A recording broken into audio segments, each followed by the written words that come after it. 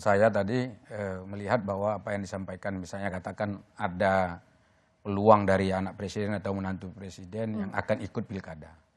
Pertama begini, kalau sudah keluar perpunya, ya kan konsekuensinya banyak macam-macam itu. Ya.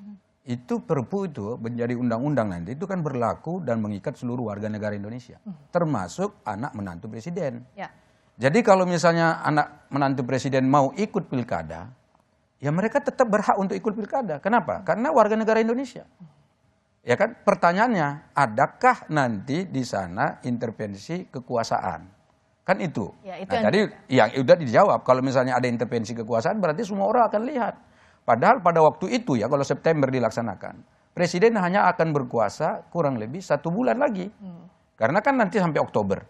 Ya kan? Ya. Nah sekarang pertanyaannya, betulkah presiden mendesain ini semua bahwa adalah untuk anak menantunya? Yang paling saya kira tidak masuk akal sekarang ini kan begini, ada lagi isu sekarang katanya anak presiden akan jadi cawapres. Ya kan? Kita juga belum lihat. Ini belum ada keputusan di Mahkamah Konstitusi, malah sekarang sudah ribut soal itu. Nah kita lihat dulu, benar nggak seperti itu? Kalau misalnya anaknya jadi cawapres, lalu yang pilkada bagaimana? Siapa saja yang akan ikut pilkada di sana? Anak menantu yang mana lagi? Ya. Kan gitu. Luar biasa sekali dong berarti presiden merencanakan ini dan itu dan seterusnya.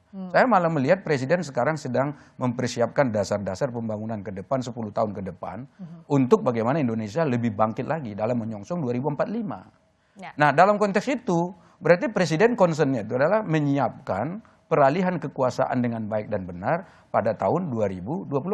Ya. Dan itu tidak ada lagi, misalnya saya meragukan kalau misalnya presiden main-main untuk urusan itu. Karena sekarang hasil capaian presiden kan lumayan bagus. Semua orang menyaksikan dan membuktikan bahwa Jokowi sudah membawa kita ke alam yang lebih baik sekarang ini. Nah karena itu saya tidak khawatir soal itu. Malah justru tadi pertanyaannya, apakah KPU siap? Kenapa KPU belum membuat rancang bangun? Itu tadi pertanyaannya. Karena perpunya belum dikeluarkan.